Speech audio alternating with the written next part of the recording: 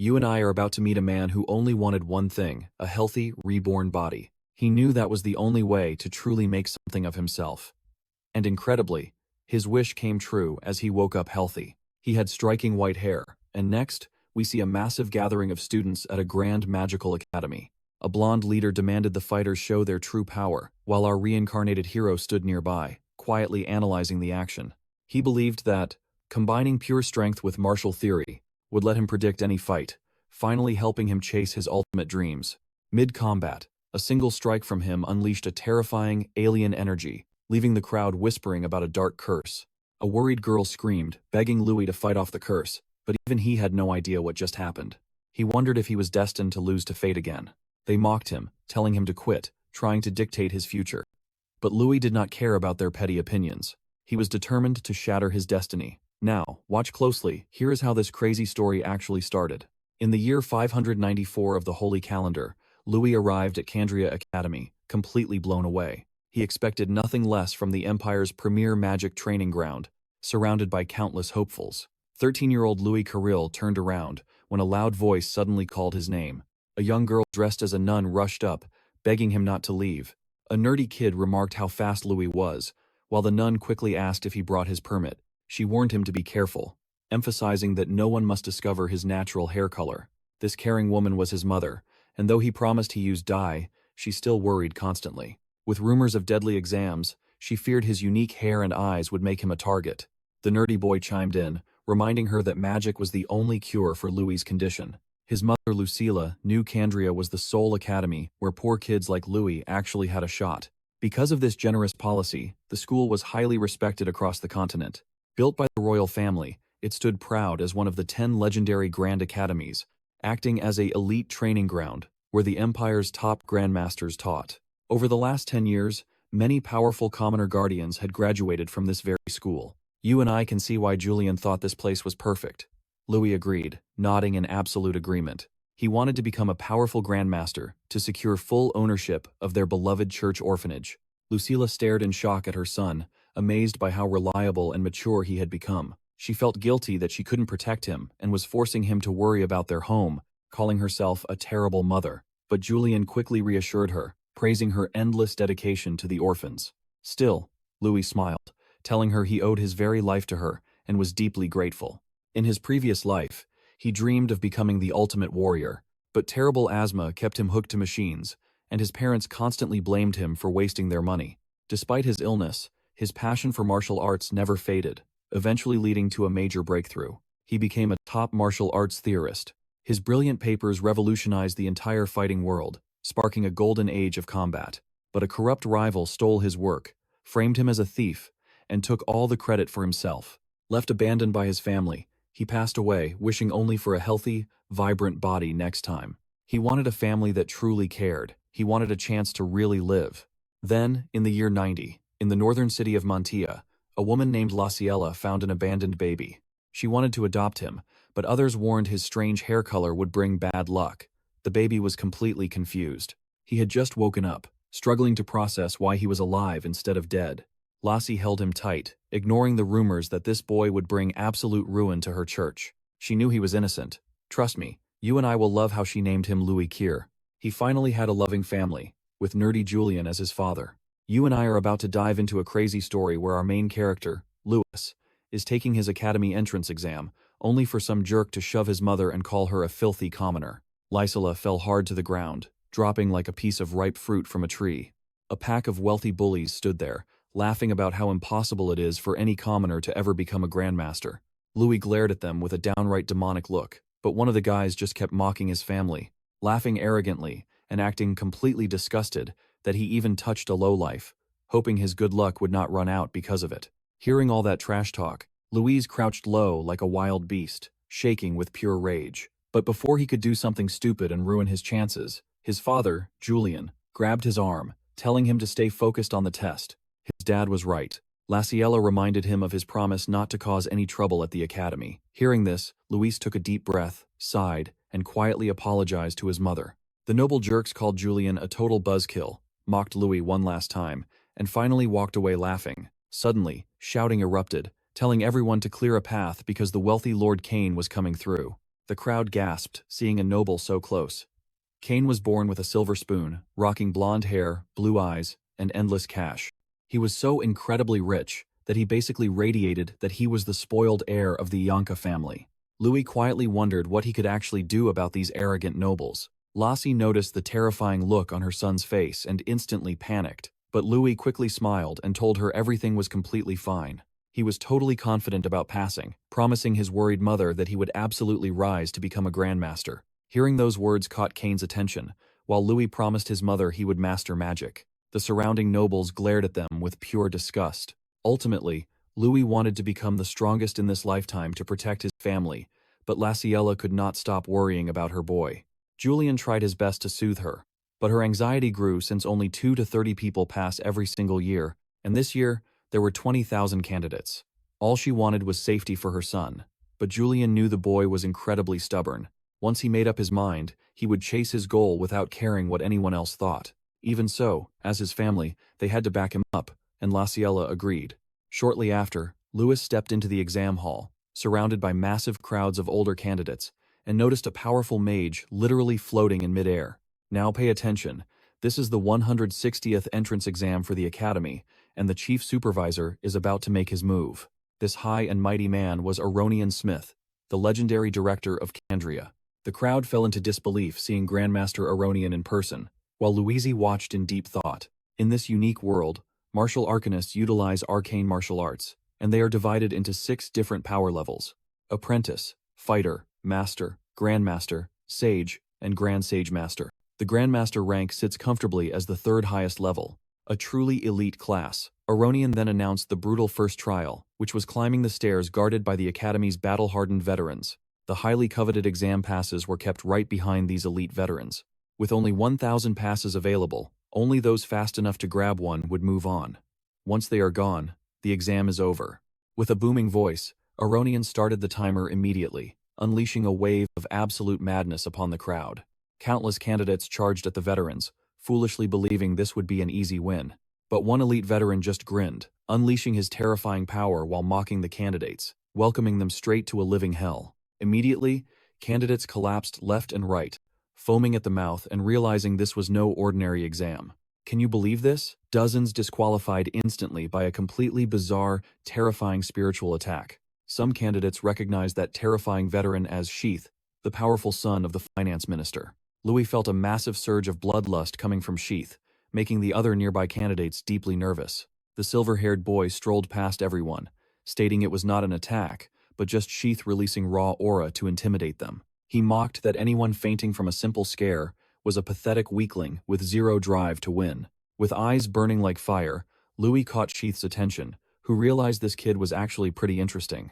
Even so, Sheath sneered that the academy was full of true elites, leaving zero room for filthy commoners. To prove his point, Sheath unleashed another wave of overwhelming aura to crush the remaining poor candidates. While others choked and drooled, Louis felt absolutely nothing. And trust me, you and I are about to watch him break this academy. Stick with me, you are about to watch a kid make a veteran look pathetic. Louis just wondered if this pressure was Sheath's limit. For a trained fighter like Louis, it was nothing. Thinking back to the beasts he had faced, he smirked, knowing this cheap mind game would never work. Then he charged straight at the veteran, ready to show these spoiled nobles real terror. Everyone gasped at his sheer recklessness. Sheath froze as Louis's fist stopped inches from his face. Sheath could not hide his panic. Murmurs of disbelief rippled through the crowd. It was not every day they saw a 13-year-old shrug off a veteran's aura and threaten to smash his face, completely magic-free. Staring down the stunned, silent instructor, Louis casually declared that he would pass and snatched up one of the tokens. Fuming with rage, Sheath threw a cheap shot from behind, but Louis was too sharp and blocked it instantly. The veteran could not believe a lowly commoner had actually stopped his strike. Now, pay attention. Out of nowhere, the powerful director Aronian appears, declaring that our boy had officially passed this exam. The stubborn veteran whined because Louis was just a peasant, but the director had other ideas. He made it clear that Candria Academy treats everyone the same, whether you are noble or common blood. At the end of the day, they were all human. Louis thanked him, while Sheath silently fumed. Aronian offered his congratulations, but his eyes locked onto Louis's unusual hair. He studied those eyes, sensing something deeply dangerous. Louis played dumb, asking the old man what he was talking about. Leaning in close, the director whispered that if Louis succeeded, he would brew a special potion to hide those dangerous, unique features. A potion for someone truly special. The silver-haired kid did not trust the director's motives, but he needed to pass this exam, no matter the cost. Determined to focus on the second trial, he turned his back on the powerful mage, while Sheath glared at him with pure hatred. Sheath was utterly shocked, realizing this was the first time the legendary director had ever intervened. Why protect a worthless commoner? In the end, he declared that he would remember Louis's name. Soon after, the action shifts to the Academy training grounds for round 2. Out of 20,000 candidates, only 1,000 remained. Almost all of them were elite nobles. Peasants like Louis were basically extinct here. Suddenly, the arrogant noble who had insulted Louis's mother shoved past him. He sneered, calling him a pathetic trash bag, and warning him that next time, nobody would save him. He looked disgusted, proving just how petty and weak-minded he really was. Louis just watched him coolly, but another trash-talking noble shoved a finger in his face. You and I both know these clowns are talking big. But Louis just laughs, finding their weak threats hilarious. Of course, the pampered noble did not appreciate getting mocked by a peasant. Louis calmly points out that a grandmaster has way better judgment than them. Offended, the brat asks if he wants to get hit. Louis just smirked, which drove the kid absolutely insane. Furious, the noble threw a massive punch, expecting to easily knock the silver-haired boy out cold. But with zero effort, Louis catches the fist with just 2 fingers. A shockwave erupts, and suddenly, the noble freezes, completely unable to move as sheer terror sets in. He had hit him with a secret meridian strike, blocking his energy. In a flash, the noble goes flying, crashing hard into the dirt several meters away, while his buddies stare in absolute shock. The loud crash instantly grabbed the attention of everyone nearby. The beaten noble tried to stand but could only tremble violently on the ground as his friends rushed to help. Panic setting in, the brat screamed that his arm was totally numb. It was twitching wildly, completely out of his control. He shrieked that Louis was using illegal poison and threatened to report him. Our main character just laughed off the accusation. This was raw martial arts. He was holding back for his mother's sake, but his patience had run completely dry. After all, you should only throw a punch if you are ready to get hit back twice as hard. Before Louis could completely shatter this garbage noble, Kane finally showed up. Holding Louis back, he reminded him they were in an exam. He checked if he was okay, warning that starting a fight would get him disqualified. Cooling off, the kid snapped back. We know this is only beginning. Let's dive right in as these arrogant nobles start hurling insults, mocking him for stepping up to protect the girls. But Kane snapped, demanding to know if these useless nobles even knew who they were messing with, ordering them to back off immediately. Terrified, the cowards scrambled back instantly. The noble who took a beating from Louis seethed, cursing both commoners and rivals as trash. Vowing revenge, he swore he'd never forget this. Meanwhile, Louis watched how these elite snobs abused their power. To him, all nobles were trash. Then Kane approached the silver-haired boy, confirming his name was Louis and praising his insane strength. But Kane seemed different, offering to team up and combine their forces. Hearing this, 2 girls who already fancied the handsome noble got totally hyped about joining them. Suddenly, a massive crowd swarmed Kane, begging to join his squad. As Kane got mobbed, Louis just watched the sad show, knowing some idiots thought Kane was a free pass. But watch closely because Louis didn't trust him for a second. Right then, a blinding flash erupted across the testing field. The head director materialized out of nowhere. Praising their willpower, he declared the next trial was a test of raw strength. Suddenly, a mysterious glowing crest marked every confused candidate. Kane realized this was earth magic. Suddenly, his body started to shake under an incredibly heavy pressure. He wasn't alone either, as weaker candidates immediately dropped to their knees.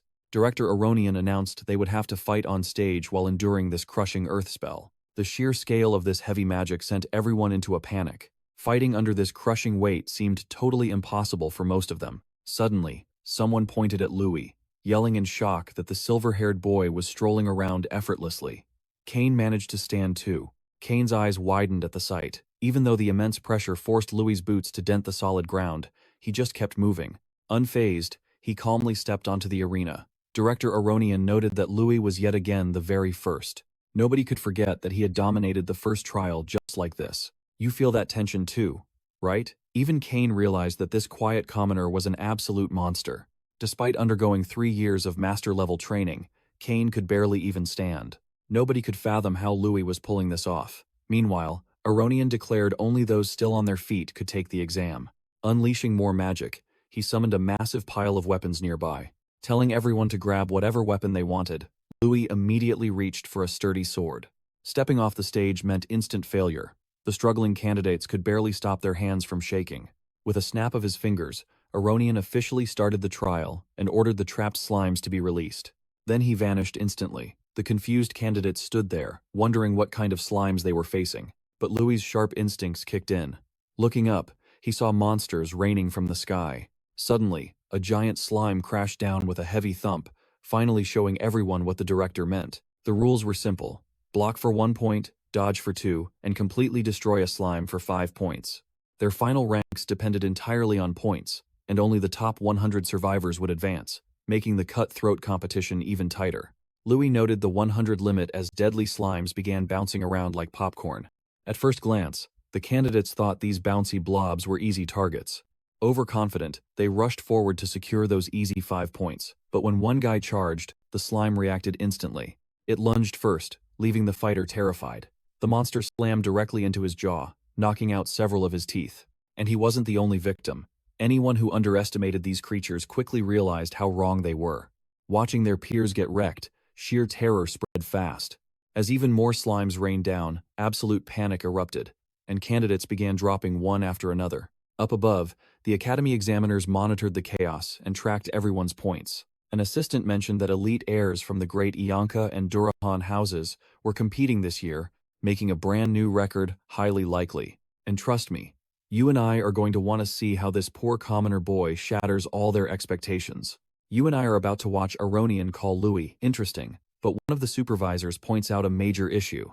Even after drawing his sword, Louis stands completely frozen. He stays dead still while other candidates get wrecked by weak blue slimes, leaving everyone wondering why on earth he is just standing there. Since the slimes are moving so fast, they assume he is too slow. After all, a commoner is still just a commoner, but they are dead wrong. Just as they expect him to fail, a slime leaps right for his face. Even with the monster inches away, Louis does not flinch. Then, at the very last second, he pulls his neck back like a turtle dodging into its shell, letting the beast zoom right past him. The other recruits are stunned, and a second later, the archer gets hit head-on. Nobody can believe he pulled off that split-second dodge. But watch closely here, because those slimes keep bouncing everywhere.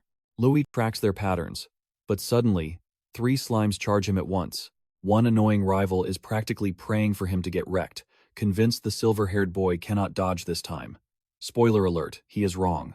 The scene shifts to a past memory of Louis standing in a snowy field alongside 3 young men. He asks them to pelt him with stones, but they hesitate, fearing it is too dangerous. They are worried about the silver-haired boy's safety, but he assures them everything is totally fine. He is just running a little experiment. Eventually, they throw the rocks, expecting him to dodge them.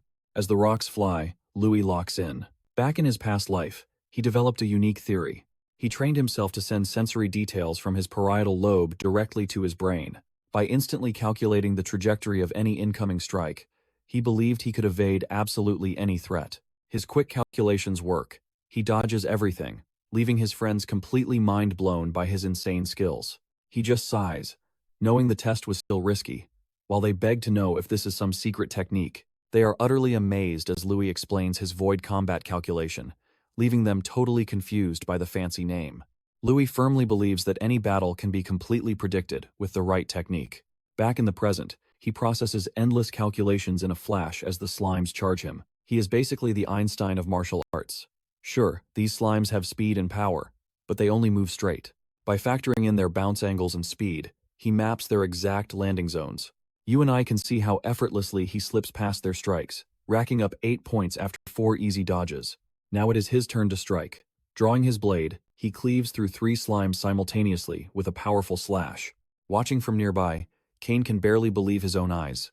The exam proctors start realizing he is reading every bounce with ridiculous perception, while Kane simply watches the boy with a smirk. He knows he is witnessing an expert of unique martial arts. His desire to partner up with Louis grows. Meanwhile, Louis spots another target heading his way, 5 easy points guaranteed. He prepares to swing, but Kane thrusts forward, skewering the slime like a chicken heart heading straight for the grill. Louis is definitely not happy about this blonde guy stealing his points. Kane shrugs it off. pointing his sword at other recruits, while claiming he is actually stealing points from them. He introduces himself properly and asks if Louis wants to team up to steal more points. Kane explains he just wants a high rank, suggesting a friendly competition right then and there to see who gets a higher score. He dares Louis to go all out, and seeing the blonde's massive confidence, Louis accepts the challenge.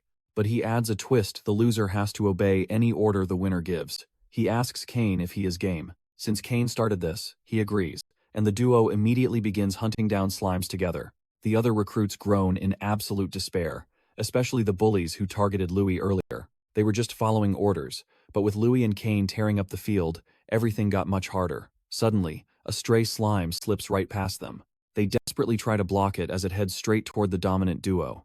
Louis reacts instantly and slices the beast in half, but a sudden barrage of arrows catches him off guard, making him bump straight into a confused Kane. The cheap shot archer thinks he finally got him, but the silver-haired boy just wears a smug grin.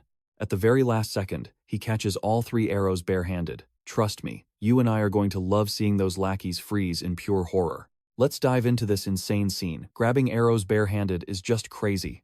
Kane immediately checks if Louis is safe, absolutely fuming at those dirty cowards. Louis just shrugs. No big deal. Furious at being called trash, the shameless archer triggers his double arrow skill, taking another shot straight at Kane. Kane deflects them easily, but blood splatters as one slips by. Louis actually catches the sharp tip barehanded to shield Kane.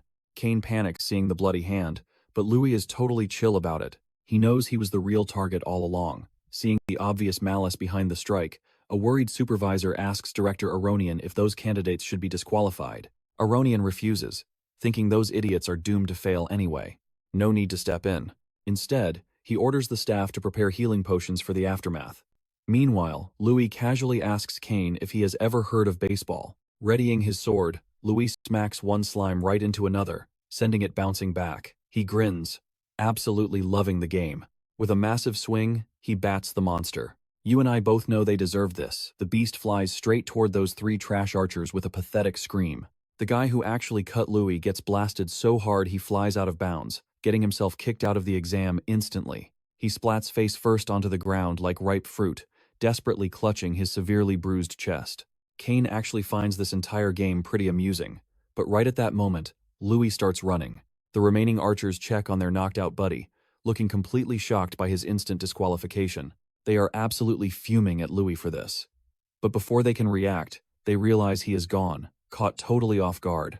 Louis leaps high into the air, kicking a slime like a soccer ball right into another archer's face with absolute force.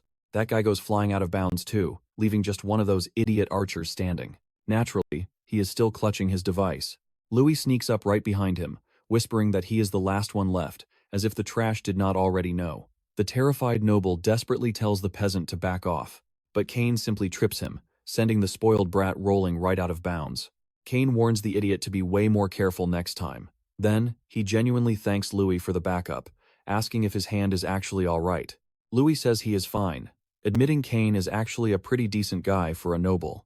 And honestly, I totally get it usually. Nobles here are pure trash.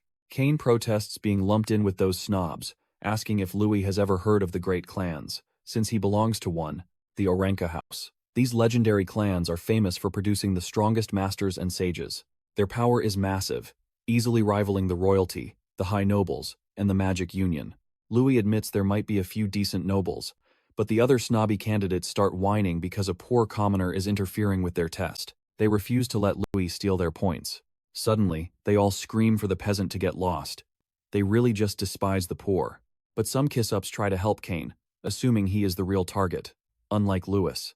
Because of this, the arena descends into total chaos. Louis sees the absolute disaster brewing and warns Kane to keep his guard up. Kane promises he is definitely not making that mistake twice. Standing next to her is a blue-haired girl named Miliana.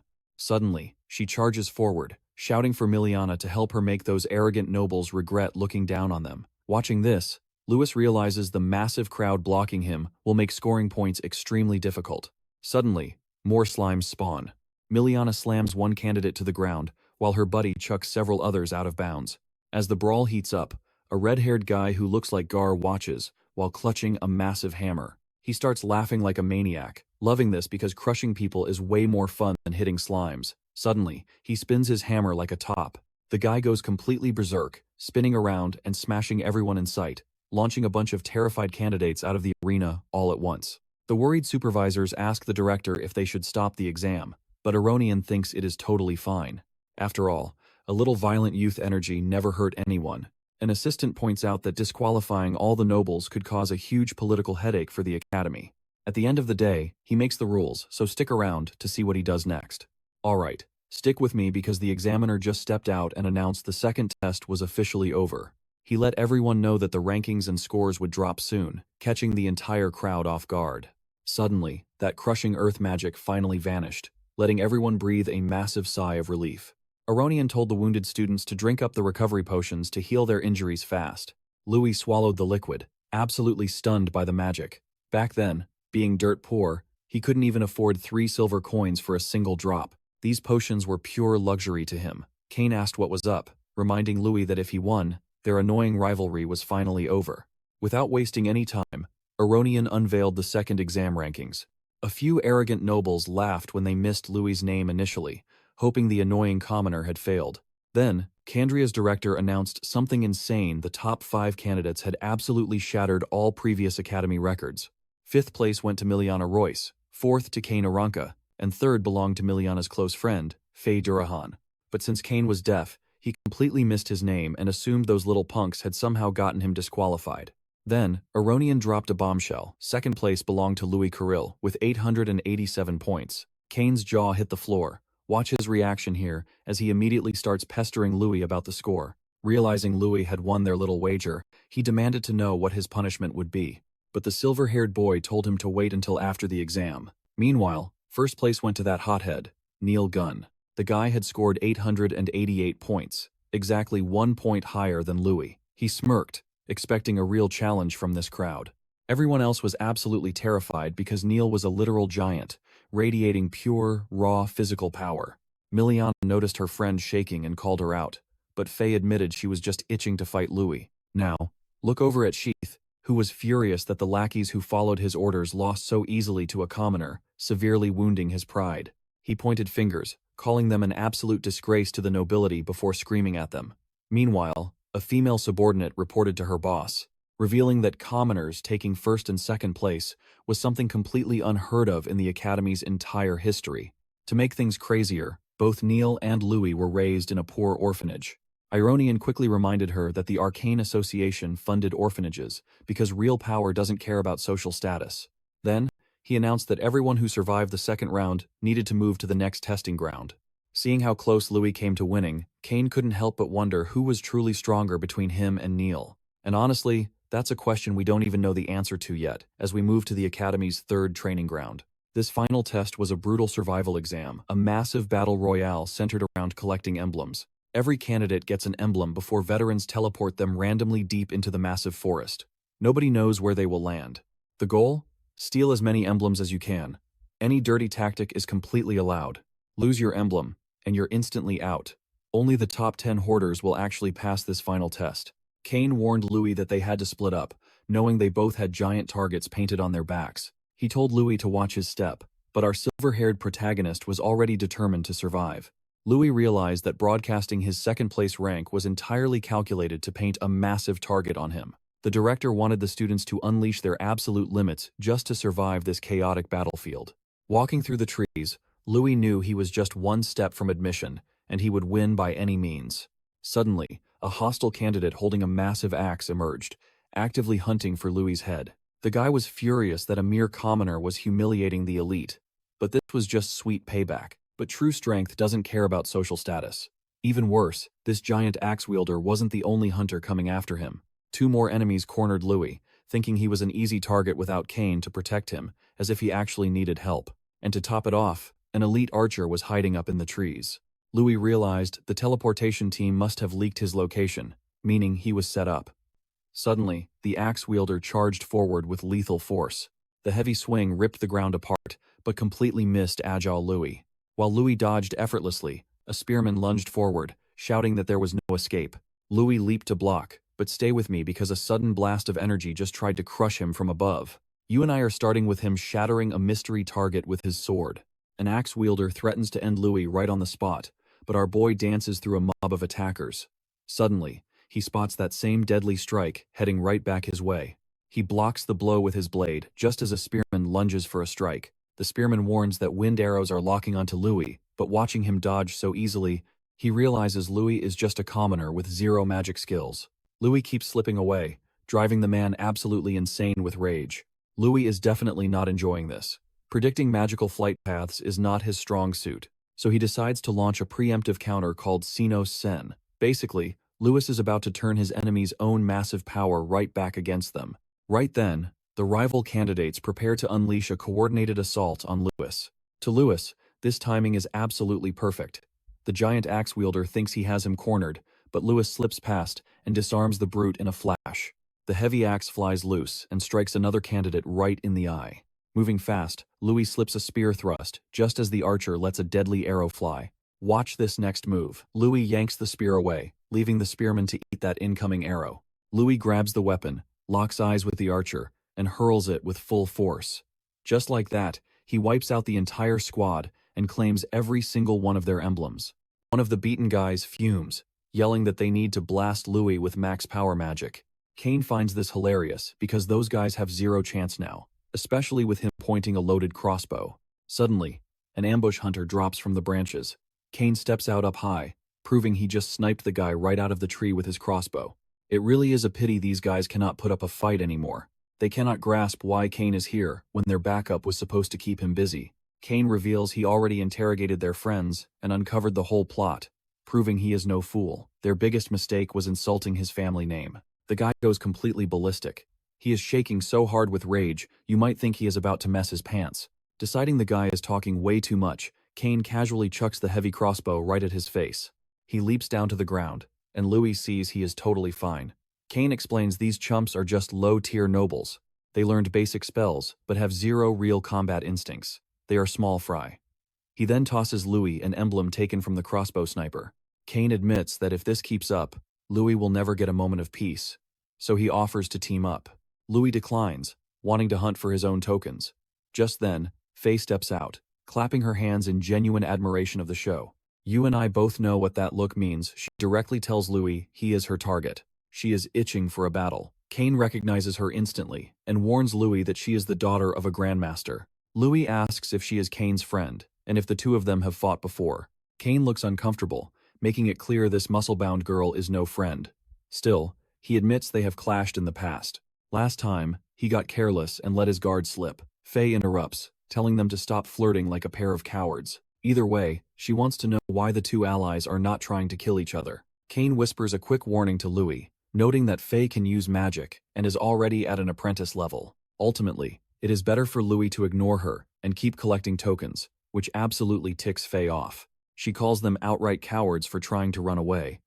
But Louis points his blade, eager to see how a prestigious family fights. Faye gets hyped, declaring she fights without magic before charging straight at Louis with terrifying speed. He stays highly focused as she unleashes a relentless, heavy strike with her spear, but he manages to pin the weapon under his arm. Impressed by his defense, she suddenly triggers a sharp hidden blade to extend from the spear. Louis spots the danger and instantly releases the shaft. But Faye is nowhere near done. She leaps high and smashes the ground, leaving a crater as proctors watch from a distance. They are highly impressed by the Durahan family spear arts, marveling at her insane speed and technique. Yet Louis surprises them even more. As a simple commoner, he is holding his ground against an elite opponent who had access to resources he could only dream of. Because of this, the gap in their power is massive, leading the observers to believe Louis will collapse shortly. The headmaster is also watching, prompting one of the staff to ask who he thinks will emerge victorious. Aronian admits he likes Louis, but declares that defeating Faye is simply impossible. Let us see how this clash of body and will plays out. Alright, you and I are jumping right into the chaos as the dust clears, and Faye explodes from the smoke with bloodshot eyes, trying to obliterate Louis. He dodges every single strike like it's absolutely nothing, which drives her completely insane. Right then, Louis spots an opening. He ducks under her blindingly fast swings and leaps back to safety. Faye is losing her mind. She cannot believe he's dodging her when even Kane couldn't keep up with her speed. But Louis just shrugs, telling her it's easy. All you have to do is pay close attention. Furious, she decides to unleash a special technique called Crescent. Louis analyzes it instantly, knowing spear styles rely on thrusting, sweeping, blocking, and keeping the opponent down. That long reach makes it tough, sure. But he also knows every style has a fatal flaw. And right now, as Faye starts spinning her weapon, Louis realizes the biggest flaw is their weakness in close-quarters combat. Basically, if he times his move perfectly and gets right in her face, he can turn this around. So, he activates his sword dance skill. Faye sees it coming but scoffs, yelling that it won't work on her. Now pay attention here as she spins. Even Louis is left totally confused. She brags that the Durhan family spear technique has 0 blind spots, basically whipping up a literal whirlwind around herself. Up in the stands, the instructors note that Faye is a genius. Though to be fair, her whole bloodline is cracked. Even so, they respect Louis' grit as he forces himself to stand his ground, trying to survive. He knows that keeping up a massive spear storm drains an insane amount of stamina, so he focuses entirely on absolute defense, waiting patiently for the perfect split-second opening. The instant Faye pauses, Louis lunges in with a massive strike, but right as he hits, his own sword shatters to pieces. She freezes in shock, realizing that if his weapon had held, he would have totally hit her. Louis sighs at his terrible luck, but Faye gets pissed, thinking he's looking down on her by holding back. But that's just how Louis fights. He always watches his opponent first, before deciding to go all out. He tells her he is finally getting serious, leaving Faye totally confused since he literally has no sword left. Well, you're not going to believe what he says next. He is actually way better with his bare fists, and the clash begins again. Without missing a beat, Faye lunges forward with a devastating rush attack, while Kane yells out a warning about her deadly spinning charge. If that attack connects, it is going to leave him crippled. But then, Louis starts weaving his hands, wrapping his own energy around Faye's strike, as Kane watches in utter disbelief. Faye is completely stunned. It makes absolutely no sense that he just stopped her ultimate spear move with his bare hands. Even the high-ranking supervisors are totally lost, while the academy director quietly starts analyzing what he just witnessed. Refusing to back down, Faye kicks her spear back into her hands, yelling that she still has one more trick up her sleeve. Tucking the spear behind her back, she begins moving so fast she practically turns into a blur. She lunges in to strike, but Louis casually repeats his strange hand movements and stops her dead in her tracks, completely breaking her mind. The director realizes that Louis is using a bizarre style to completely shut down the spear's rotation, a move he has never seen in his entire life. This kid is officially a monster. The elites cannot believe a commoner is matching the legendary dragon family style, right before Faye gets blasted backward by Louis' defense. Struggling to catch her breath, she demands to know what kind of weird magic he is pulling off. Louis explains it is just a high-level martial arts defense, where he matches her weapon's rhythm to completely cancel out the physical force. Faye is still completely and utterly lost, but Louis is happy to demonstrate further, closing the distance instantly and easily slipping past every single desperate strike she throws at him. He is already way past her spear's range, leaving Kane wondering if he is looking at some crazy optical illusion. Louis' elegant footwork makes him look like a butterfly. Faye is completely losing her patience because her opponent is standing right in front of her, yet she cannot touch him. This incredibly smooth footwork was created by a legendary boxer to drift back and forth effortlessly, commonly called the butterfly step. It is a highly chaotic, floaty rhythm that is impossible to read, making it the perfect defense here. And then, bam! Louis sends Faye flying backward with a single swift strike. Kane's jaw drops seeing Faye get tossed around like a ragdoll by Louis. Even the director is shocked, and honestly, you and I can agree that seeing Faye get dominated without magic is absolutely wild. Alright, you and I are diving into a clash where supervisors think Louis is a close combat genius, but Faye declares this fight is not over, proving she is a beast of a woman. She was from a noble family, meaning she would never go down without a fight. Louis noticed she had dropped her weapon, guessing she was switching to bare-handed spear techniques. Faye went totally feral, raining down fists as Louis dodged, barely escaping a devastating punch aimed right at his face. He blocked the strike, but the massive shockwave cracked his hand. Still, he could not help but praise her incredible skill. Faye smirked, proving the Durhan clan did not just rely on spears. She unleashed a brutal fist style while Louis fired back with boxing. This clash was getting wildly intense. He was thrilled to battle in Powerhouse with everything he had, living out the dream he always wanted. He craved more of this rush as his heart pounded madly. Right then, the light in his eyes completely shifted. He lunged forward to test her reaction. Faye panicked, totally lost because Louis had suddenly transformed into someone else. It felt like a bloodthirsty demon was charging straight at her.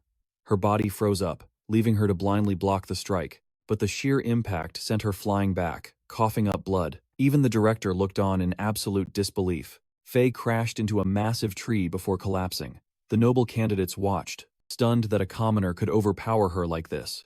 Suddenly, a noble named Brian felt a wave of sickness. Panicking, he violently threw up right on the spot. Confused, he muttered to his ally that he felt incredibly sick, and that terrifying pressure was radiating directly from Louis. Now, pay attention, because the nobles realized Louis was a real threat who had to be eliminated, his dark aura shifting entirely. If the old legends were real, they could never let this boy live. Slowly, Louis stepped toward Faye. Terrified and broken, she could only watch as he delivered another full power strike, launching her back while she coughed up a pool of blood. He blitzed through the air after her, unleashing a ruthless barrage of heavy punches that connected over and over. Faye realized his speed and strength had reached a whole new, terrifying level. Winning was now impossible, and seeing his cold eyes, she genuinely feared he might end up taking her life right here. Desperate, she channeled her arcane martial arts, forcing a direct clash between their attacks, just to survive his crazy onslaught. But it was totally useless. The shockwave blasted her back, crashing her through trees like a human wrecking ball. Suddenly, Louis snapped back to normal. Staring at his hands, he realized what had happened. Just then, Kane rushed over to see if he was all right. He was okay, but worried about Faye. Just then, Sheath appeared, and trust me, you are going to hate this guy, declaring Louis disqualified. Louis watched his shattered emblem fall away. The smug examiner ordered him to leave the grounds immediately. However, Kane stood up to defend his friend, arguing that it was clearly an accident. Sheath was disgusted that a noble would protect a commoner. He confronted Louis, demanding he get out for ruining the exam, calling him useless trash that needed to be thrown away. But Faye yelled, telling them to hold on. Everyone stared in shock, especially Louis, who was stunned she could still walk after that beatdown. Sheath snapped, asking if she was defending this kid, warning she could get kicked out too for breaking the rules. But bloody and bruised Faye was not about to take garbage from this guy, telling him to shut his mouth. Seeing his scorched emblem, she apologized to Louis, explaining she had accidentally used magic to defend herself. Kane stared in shock at her apology, but Louis argued that he was the one who lost control first. Faye waved it off, saying since he forced her to use magic, he was the true winner anyway. She looked forward to a rematch once they entered Candria Academy, but Sheath scoffed, saying enrolling was impossible since Louis had only 4 emblems left. Right then, Faye pulled out her own token and handed it to Louis as a reward for his victory. Now, Louis held 14 total emblems wrapped in a cloth. Faye told the examiner that Louis's emblem only burned after he defeated her, making it a valid win, which made Sheath absolutely furious. Then, showing her chaotic side, Faye playfully slapped Kane's shoulder, calling him handsome. He stood there completely baffled, while Faye turned around, stating she would not let weaklings pass while those who earned it got left behind. She kicked her spear, catching it mid-air, reminding everyone only 10 can pass. Now, you and I have to wonder what happens to Louis if the 10th person has 14 emblems or more. Alright, let's jump into a story where even the sharpest minds get completely blindsided. Kane never expected Faye to think about anything besides brawling. Naturally, she got furious at the insult, so they stormed off to hunt for more emblems. Louis just grins as they go. Suddenly, the supervisor materializes right next to him and Sheath. He drops the hammer. Louis lost his emblem. He is disqualified, and this silver-haired man must escort him out. Louis shrugs and accepts his fate. But Sheath makes it crystal clear that this is far from over. His buddy Brian points out that if Faye defeats the other candidates, Louis might actually still pass. Either way, Sheath never wants to see Louis's face again. He even wonders aloud, would anyone really care if a candidate died in an accident? Brian absolutely loves that dark energy, hoping Sheath will actually follow through instead of going soft. He still can't shake that bizarre vibe Louis gave off earlier, leaving him deeply suspicious of his true identity. Shortly after, Louis heads out with the supervisor. Sure, martial arts are great, but they can't match pure magic. If he can learn to fuse both at this academy, he will become an unstoppable beast. Walking away, his only real annoyance is that his clothes are completely ruined. Just then, a hooded figure brushes past. Meanwhile, Louis wonders how on earth he will explain this to his mom. She'd just panic. But watch closely, a sudden strike comes from behind. Yet our boy is fully alert. With a swift kick, he disarms the assassin and sends him flying. The shocked attacker demands to know how he was detected. Louis coolly explains that the stench of fresh blood is impossible to hide. Backed by hidden allies, the assassin sneers that Louis is way too relaxed for a kid about to die. Sensing their high level, Louis knows he must go all out, especially with that one fighter lurking behind the trees. That hidden foe feels exceptionally dangerous. Suddenly, the main attacker snaps his focus back, yelling that Louis' head is mine. Easily slipping past every strike, Louis spots an opening and slams the guy hard into the dirt. But this assassin is tough. He lunges back in while rising, only for Louis to smoothly evade his blade again. Back on his feet, the killer realizes the intel was right. This kid possesses insane reflexes and peak martial arts skills. Louis is left totally baffled by his words. He admits Louis' close combat is top tier, but now, you and I are about to see how he handles real magic. Right on cue, more hooded mages emerge from the shadows and unleash a barrage of spells. Louis barely deflects the magic arrows, which completely shred the surrounding trees with terrifying force. Annoyed that it is more wind magic, he activates his breathing techniques, channeling internal chi to supercharge his muscles. Tapping deep into his body's hidden potential, his power and speed skyrocket. With laser focus, he blitzes the mages while they desperately keep firing at him. To his enemies, his struggle looks entirely futile. Yet Louis smoothly dances past every incoming projectile. The shooters suddenly realize he's too fast. Before they can blink, he vanishes, leaping up to snatch a crossbow right out of their hands. With a brutal kick, he sends one flying. The surviving shooters open fire while their leader screams to stop him. Out of nowhere, another assassin drops down from above with a massive kick. Louis barely blocks the heavy blow, feeling a bone-rattling shockwave rip through his arm. This guy is different, insanely strong, massive, and incredibly muscular compared to the rest of the hooded squad. Under a non-stop barrage, Louis finally runs out of steam and collapses heavily onto the forest floor. Shaking from exhaustion, the mages sigh in relief, glad that the silver-haired kid is finally down. Panting from the intense effort, one shooter suspects Louis is no ordinary commoner, since he's tougher than any apprentice they've faced. Suddenly, Louis' eyes snap open. Vaulting up like lightning, he rips the crossbow away, forcing it down before delivering a lethal strike to the throat. His fingers nearly shatter the man's spine, sending blood spraying everywhere. Using the corpse as a shield, he fires back at the rest. But the giant easily swats the bolts aside. He knew all along that Louis was just playing dead. Though battered, Louis is ready for more. The heavy slowly claps, genuinely impressed by the kid's sheer resilience. After all, Louis is only 13. He doesn't care his men are dead, treating them like garbage. But trust me, you and I are ready to see him charge. Alright, you and I are diving straight into this intense battle.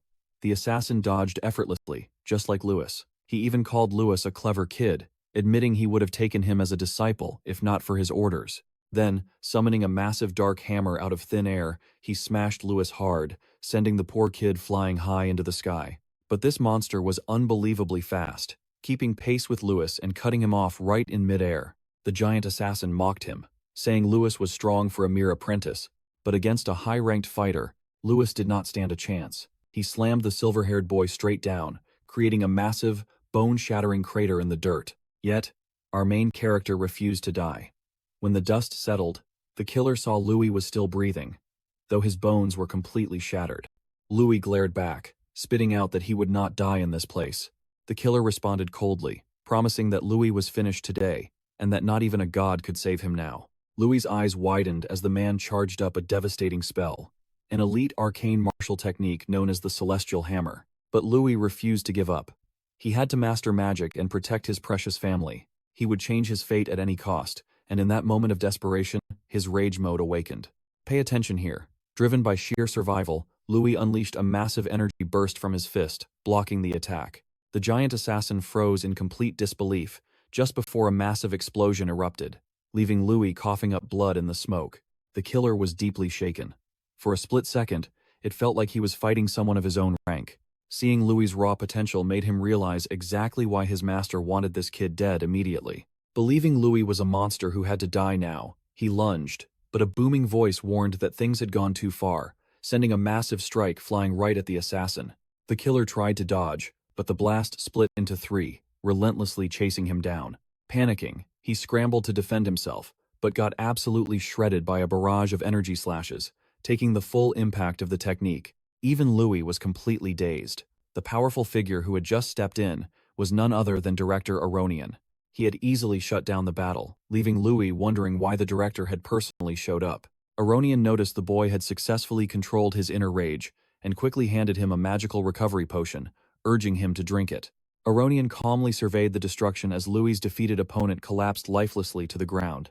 The director refused to let some criminal murder a promising candidate of his academy, demanding to know who ordered the hit. The bloody, hooded assassin spat back that the director could never hope to protect a monster like Louis. Let's pause here, because this gets incredibly dark. The killer went mad, laughing that this was only the beginning, before suddenly exploding into a horrific bloodbath. Aronian was stunned, immediately suspecting that this ruthless self-destruct technique was the work of the Assassin's Guild. The killer had vaporized himself to keep his masters a secret, leaving Aronian hoping his dark suspicions were wrong. Meanwhile, Louis was shocked by the advanced healing potion, watching in awe as his shattered bones were completely restored in seconds. Knowing this rescue was no coincidence, Louis desperately wanted to ask why the powerful director kept stepping in to save his life. But the director was completely direct with him, saying they would chat at Louis's house. This caught the boy off guard, suddenly realizing it was late and his mother would be worried sick. He bolted instantly, running faster than Sonic, knowing he would be in deep trouble if he delayed. Behind him, the director called Kylie, ordering him to clean up the bloody mess. Meanwhile, in the city of Mantia, arrogant nobles were harassing Louis's mother, finding it highly suspicious that she had successfully fixed their grinding machine. They accused her of acting smug, thinking she could look down on them just because she had the backing of the local church. They aggressively grabbed the poor woman's arm, while she desperately explained she was simply waiting for her son to return. Suddenly, one of those absolute scumbags glared at her with a creepy, psychopathic look, warning her that she had better not lie to them, declaring she needed to be punished. But out of nowhere, Louis's boot slammed directly into the idiot's face, instantly shattering his teeth. It was a flawless kick, launching the bully backward until he crashed hard right into his terrified companion. Elsila was incredibly relieved to see Louis return safely, but her joy turned to absolute shock as she looked closely at him. Louis quickly asked if she was okay, but she completely ignored his question. Instead, she demanded to know what happened, staring at his shredded clothes and the terrifying dried blood covering his body. Louis lied that he was fine, claiming his clothes were just torn in the exams. "Trust me. You and I must see what happens next. You and I see this noble realize it is Louis again." He rants about the kid constantly breaking rules, shocked he would dare defy a lord. He decides to summon the fighter George and report this mess immediately. But right then, the director steps in, declaring the whole thing is just a big misunderstanding. He introduces himself to everyone as Aronian, head of the prestigious Candria Arcane Academy. The corrupt nobles instantly shake with fear seeing him fly, absolute proof that he is a powerful grandmaster. Aronian looks at those human garbage piles and promises he will be sending his regards to their lord. The two crooks quickly bow to the academy director, making sure he knows they get the message. The director then turns to ask if Laciella is indeed Louis's mother. It is sudden, but he has something important to discuss with her. She welcomes him inside, offering him a seat. Right away, Aronian spots that bizarre automated mill those nobles were complaining about. It is spinning entirely on its own, completely without magic. Looking closer, the director realizes he has seen this design before. Louis tweaks it. Soon, Laciella brings out a fresh tray of fruit, admitting she has no clue how Louis designed it, but it has made daily life so much easier. But pay attention here, she really wants to know if her boy caused trouble, especially with the director sitting right there. Director Aronian quickly assures her that Louis did nothing wrong. In fact, he showed results far beyond his expectations, proving he has a legendary talent only found in the scriptures of Gaia. Back when humanity was ruled by monsters, a brilliant genius arose. Guided directly by the goddess, he mastered the elemental forces and forged martial arts. 5 years later, alongside his brave allies, he crushed the monsters and saved humanity from certain doom. That historical day marking the start of their new calendar became celebrated as Liberation Day. In the scriptures, that legendary savior was called the first hero. Laciella knows this true history, but Louis is totally lost. Before this, common folklore never mentioned any single hero saving humanity. The director explains that the savior was actually different. He was a warrior, with pitch-black hair and dark eyes, leaving both Laciella and Louis completely stunned. The director reveals that this truth is a classified secret, hidden from the public by the ruling class. While the hero saved mankind, a terrible madness lurking deep in his heart eventually drove him to massacre everyone. Because of his ultimate, unforgivable crime, his entire existence was completely wiped from historical records. I know what you are thinking. Is this inner curse inside him too? Louis stares at his hands, wondering if he carries that dark legacy. He explains that this dark history is why every nation hunts down anyone with black hair and eyes, executing them on the spot to avoid another disaster. Aronian then confronts him, asking if Louis really believed he could fool the world forever just with simple hair dye. Terrified, his mother jumps in, crying out that she was the one who made Louis dye his hair. She was not trying to plot anything malicious. She was only terrified for his safety and wanted to protect her boy, desperately begging them to see he is just a good child. Louis gently calms his panicked mother, softly telling her that everything is going to be all right. If the director wanted him dead, he would have attacked by now. That meant he was here for a completely different purpose. Aronian smiles, highly impressed by how sharp this 13-year-old boy is. Not only is Louis fighting off that chaotic rage mode, but the Grandmaster also senses the incredible potential of a legendary hero within him. This leaves Louis completely baffled. Aronian explains that while their world looks peaceful, an ancient, terrifying darkness is brewing just beneath the surface. Seeing Louis's insane growth, he realized the boy's potential is absolutely ridiculous.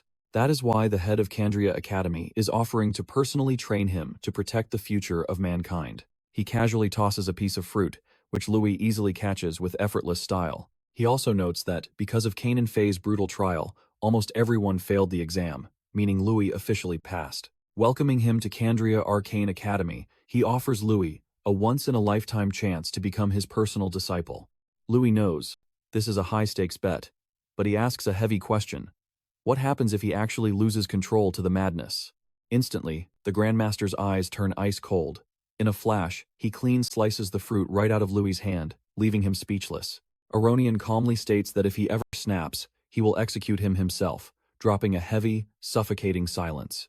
By the next morning, news travels fast. His friend is completely shocked by this insane academy invitation.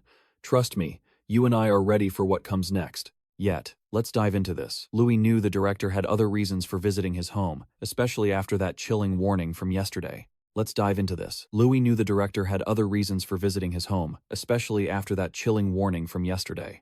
Meanwhile, Louis's friend was already busy counting up all the costs he would have to pay. He wondered what his actual connection to the legendary hero truly was. The director's words echoed in his head. Dyed hair hid nothing, and if he ever lost control, the director would end his life personally. He just didn't know how much he could actually trust that threat. Flashback to yesterday, Louis called out the director, saying he shouldn't have brought up such terrifying things in front of his mother and worried her. But Aronian argued that if Laciella knew nothing, she would only end up as a burden, which Louis absolutely hated hearing. Aronian made it clear once his identity leaked, his family would be in danger, and as his mother, she needed to be prepared. The director left him with one final warning: get stronger, because the real trials were just starting. Deep down, Louis knew the man was right. He desperately needed more power.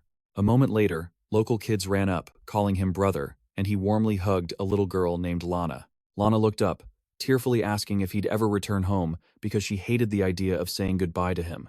Louis gently reassured her that he'd come back during school breaks, since this place was his real home.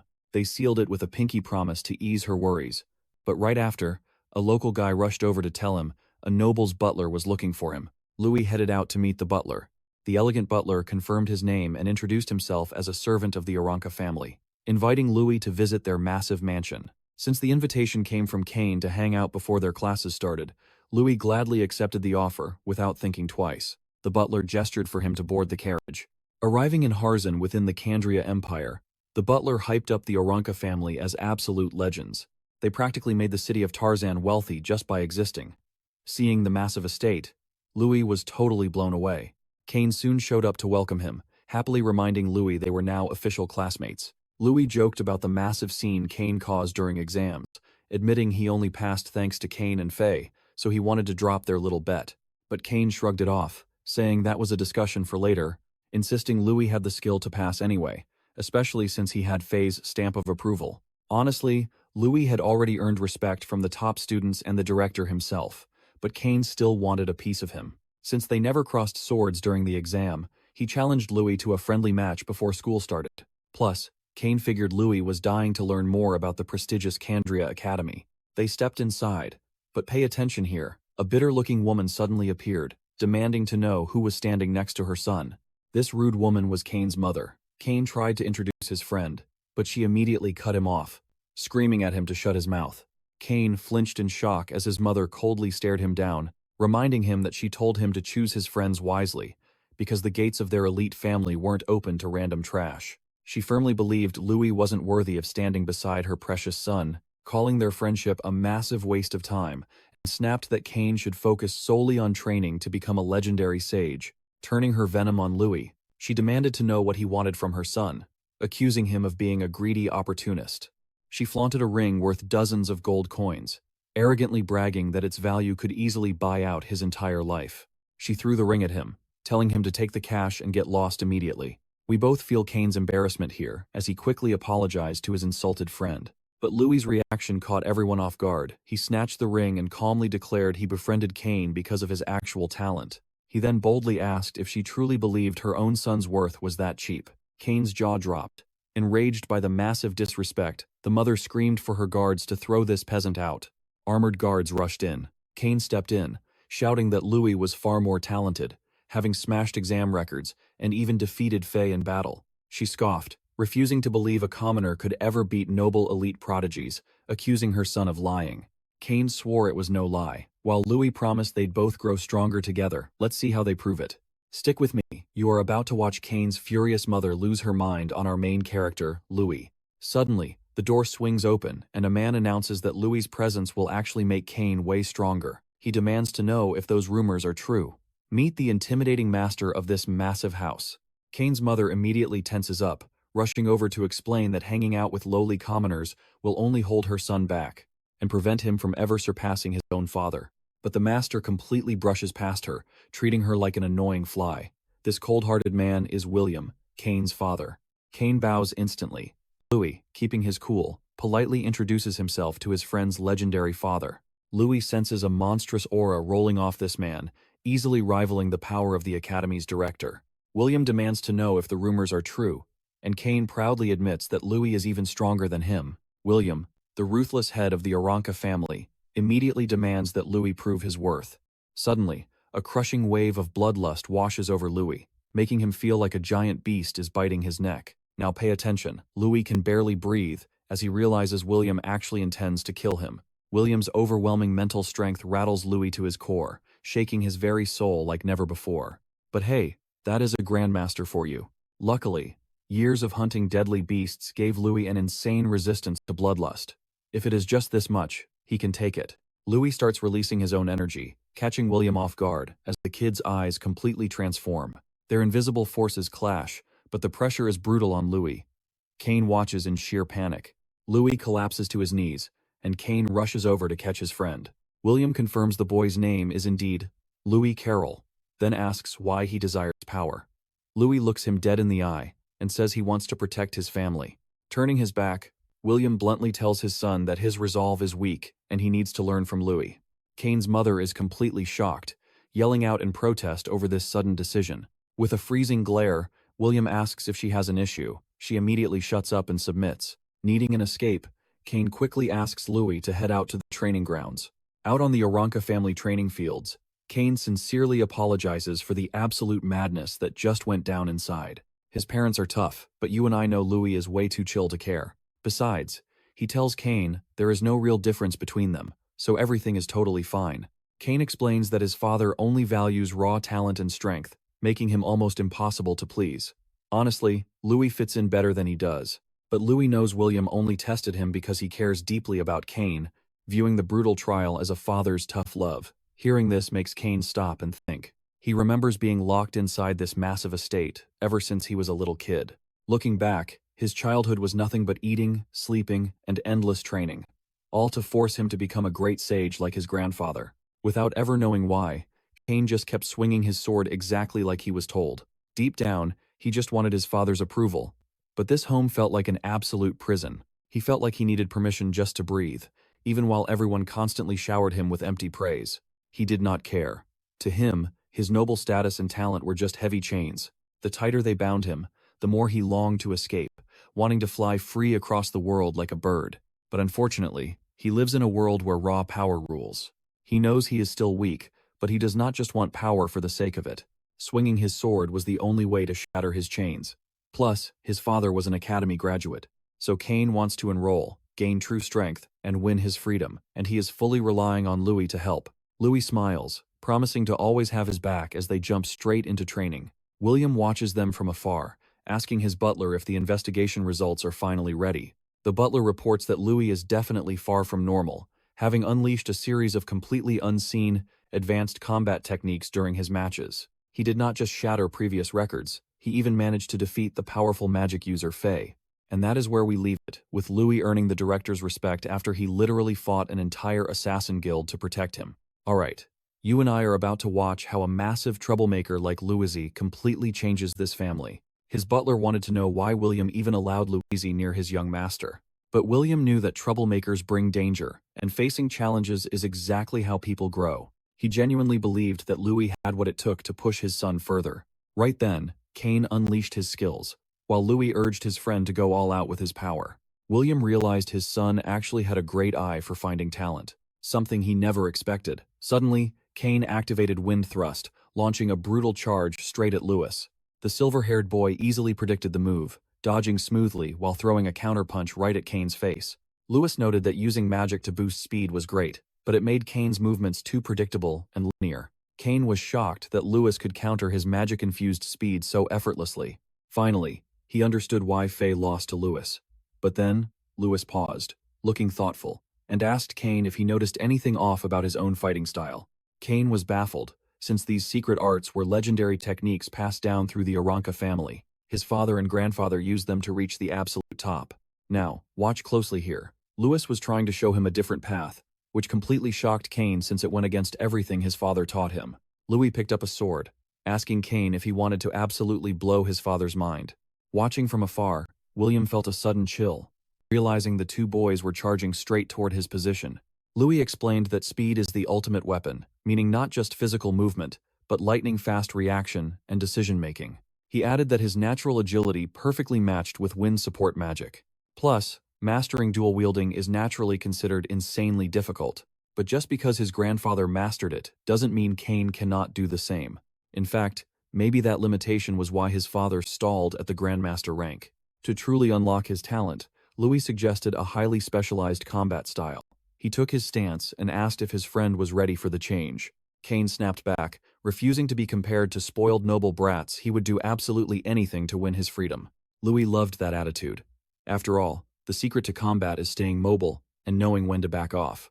They needed to show his father their sheer resolve. Instantly, they charged Cain's father, with the blonde using wind magic to boost his speed. The butler rushed to intervene, but the father stepped forward, casually telling him to back off before easily dodging their charge. Louis pressed the offensive with a flurry of strikes, but Cain's father effortlessly avoided every single blow. Knowing daggers were much faster and lighter, Louis planned to exploit their unique advantages to the absolute limit. He combined them with his fluid butterfly, step martial arts footwork, hoping to overwhelm the master's reaction speed and unleash devastating power in tight spaces. I know what you're thinking, can he actually land a hit? Well, the Grandmaster easily dodges everything, even as Cain charges in. The Grand Duke was now effortlessly dodging both of them at once, while Cain was amazed by the dagger's incredible lightness. Swinging them was effortless, making him feel as though he was soaring through the air like a bird. Infusing the daggers with his wind magic, he struck at the Grandmaster, proudly declaring this as his own martial path. But right before the strike connected, the Grandmaster unleashed a powerful skill, easily repelling Cain backwards. Furious that his son abandoned their ancestral arts, he demanded to know if this was his rebellion. Yet, both boys kept pressing the attack. Cain used wind acceleration to launch Louis forward, and they both unleashed a lightning-fast synchronized strike. The Grandmaster blocked both blades easily, asking Cain if that was his limit, before calling him a coward and counterattacking. But Cain remembered Louis's advice: backing away isn't weakness, it's just setting up the next blow. Cain cleanly dodged his father's overhead smash, and Louis arrived right on cue to launch a double assault. Cain remembered Louis explaining a baseball trick called change of pace, and lunged forward with his dagger, challenging his father to block it. Simply put, it was a tactic that threw off opponents by shifting speeds. Even simple gestures become effective feints if timed right. If the enemy hesitates for just a split second, the dagger's high-speed advantage completely dominates the fight. As Cain charges, the Grandmaster calls it useless, but trust me, you and I know this isn't over. Stick with me here because Cain suddenly speeds up, slicing a lock of his father's hair. The old man is stunned, and Louis is incredibly proud. They lunged forward again, but the Grandmaster stops them. He warns Cain never to bring shame to the Aranka family name. Walking away, the butler asks what just happened. The Grandmaster analyzes their moves: consecutive close-range dagger strikes, hit-and-run tactics, and clever speed variations to fake them out. It opened up new paths. He can't believe he is actually learning things from kids. Louis points out it was a great chance to clash with a Grandmaster, but Kane is just thrilled his father finally acknowledged him. It is literally the best feeling ever, and he wants to reward Louis with a gift. Soon after, inside the massive Iranka family library, Louis is totally blown away. Kane presents something special to show his gratitude. Without Louis, he never would have found his path this fast. He opens a box packed with books, gold, and scrolls. Kane explains these aren't just normal academy books, but rare magic texts regular people never see. They will help him grow, covering basic magic theories and deep mana attribute concepts. Although the school's classes are split between magic and martial arts, every student has to pass the magical awakening ritual. Louis is confused, so Kane explains it's where you sense different elements through Gaia's grand statue. Kane mentions he already did his at the temple, but his wealthy family had to pay 100 gold coins for it. Louis realizes he can't afford that. 100 gold coins could easily save the orphanage, but pay attention here, because Kane reveals that the academy actually does the awakening completely for free. He adds that tuition and renting books can all be covered using academy credits. Either way, he begs Louis to take it. He then brings up their previous promise, asking if they are finally even now. Louis agrees, but secretly knows he must start making money. He recalls Julian mentioning that potion makers earn massive fortunes. Suddenly, a brilliant idea strikes. He can use inventions from his past life to build a massive business empire. Louis asks Kane if the Aranka family has any solid ties to the Merchants Guild. Kane asks why, but Louis keeps it classified for now. Flash forward 1 week, and the students are exiting the grand entrance ceremony. Louis is incredibly excited that the day is here. Suddenly, a girl approaches him, completely mesmerized by his uniquely fresh scent. Believing he is some wealthy highborn, she introduces herself as Rose from class 150. After welcoming him, she offers a quick tour of the massive campus. He gladly accepts, admitting it would save him a lot of trouble. She leads him away, but secretly wonders who he is. You might be guessing the same thing, but she assumes he is an illegitimate noble. She explains that with the aging emperor, royal heirs, and elite noble houses are fighting a silent war right here inside the academy walls. Thanks to the headmaster, everything looks peaceful on the surface, but in the shadows, they battle viciously over school resources. Top students can easily breeze through by stacking up massive credits. However, if you get targeted and run out of credits, you get immediately expelled. Warning him that eyes are already on him, she tells him to stay sharp before asking which faction his family aligns with. Out of nowhere, a guy approaches, asking if he is the legendary commoner who shattered the exam record. He introduces himself as Brian. Realizing Louis is just a lowborn peasant, Rose walks away in absolute disgust at her wasted time.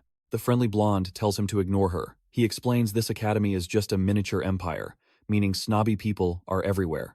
He warns that commoners face a brutal road here. Just then, Kane arrives, shouting out to Louis. Brian hastily excuses himself to greet other freshmen, telling Louis to reach out if he ever needs any assistance, though he clearly looks tense seeing Kane walk up. Kane asks what that was about, but Louis shrugs it off as small talk. Kane explains that Brian is the rector's son, but they aren't on friendly terms. Faye and Miliana join them, calling Brian a decent guy but admitting she hates weak-willed men. Kane immediately takes offense, thinking she is insulting him. Faye remarks that if he ever gets as strong as Louis, she might actually respect him. Louis simply thanks her for the exam assist.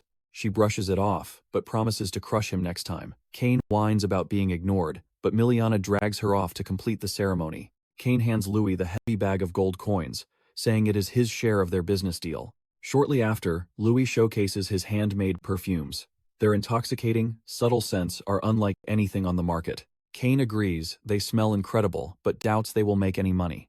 Louis tells him to stop being so negative. Fast forward to now, and Kane admits he never expected these to sell so high, adding he will gift some to his mother. Louis warns him to keep this secret. Heading to the reception, an instructor hands Louis his credit card, warning him not to lose it. Trust me, you and I need to watch how he uses this. Let's dive in. The nobles are completely losing their minds, calling this Commoners Academy acceptance a total disgrace. Rumor has it, someone even got expelled. Louis immediately asks if Sheath was the one kicked out. Kane reveals Sheath hired the Assassin Guild to target Louis, got caught, and got expelled. But there is a catch. Sheath has a dangerous older brother named Jess, so Louis needs to watch his back. Over at the main hall, the director welcomes the freshmen, telling them to be proud. Though this is only the beginning, they must study hard, grow strong, and become pillars of the empire. Next, he calls up the freshman representative, Neil Gunn. And this absolute madman walks out wearing nothing but his birthday suit. The crowd panics, wondering if this is the crazy commoner who beat the top student. An instructor tries to intervene, but the director stops him. Neil commands the room, boldly declaring his goal is to beat down everyone here until they literally cry with fear. Naturally, the crowd explodes, shouting, "Who does this idiot think he is?"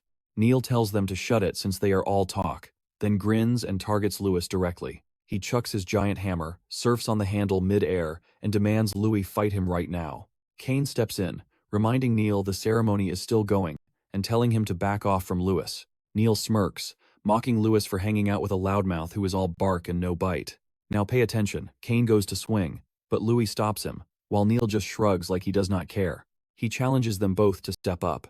Just then, Brian arrives, calling them the most talented commoners in school. He warns Neil to play nice, because acting like an arrogant jerk will get him kicked out of the academy fast.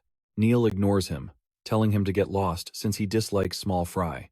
Brian is visibly pissed, and the crowd is stunned. Kane notes that some idiots only learn the hard way. Neil grins, ready to crush him first, but an instructor suddenly appears, warning them that student fighting is banned. Fights are strictly limited to classes, exams, or tournaments, and only under a professor's supervision. Break this rule, and you are expelled. He asks if Neil understands, and Neil quickly agrees. Getting kicked out would ruin his plans, so he walks off, telling Louis to watch his back. With that, the ceremony is wrapped up, and the students are dismissed for the rest of the day. Classes start tomorrow. While Louis wonders why Neil targeted him, Kane points out it is because of the muscular girl. Right on cue, she appears.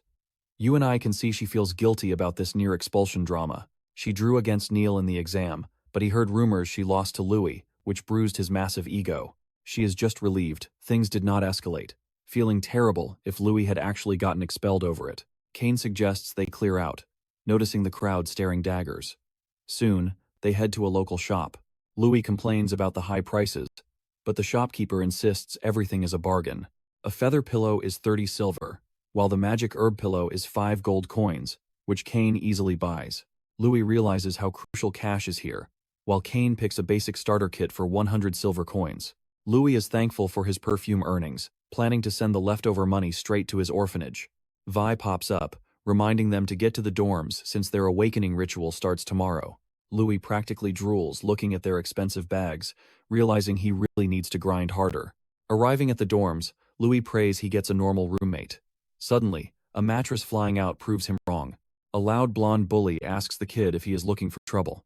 Louis steps in, secretly causing pain in the bully's arm while reminding him that fighting is banned. The bullies play innocent, then one charges at Louis, claiming it is self-defense as he fakes getting hit. Louis casually blocks with one arm, redirecting the punch straight into the bully's own friend. As he whines, Louis triggers his power on the attacker's leg, forcing him to kick his other buddy in the groin. Utterly confused, the bully gets a fist to the gut, stumbling back onto his teammate who is absolutely furious. He points his finger, blaming Louis for everything. Louis calmly tells him not to blame others for his clumsy body, making the terrified bully call him a monster. The victim stops Louis as he approaches. Trust me, things are getting wild.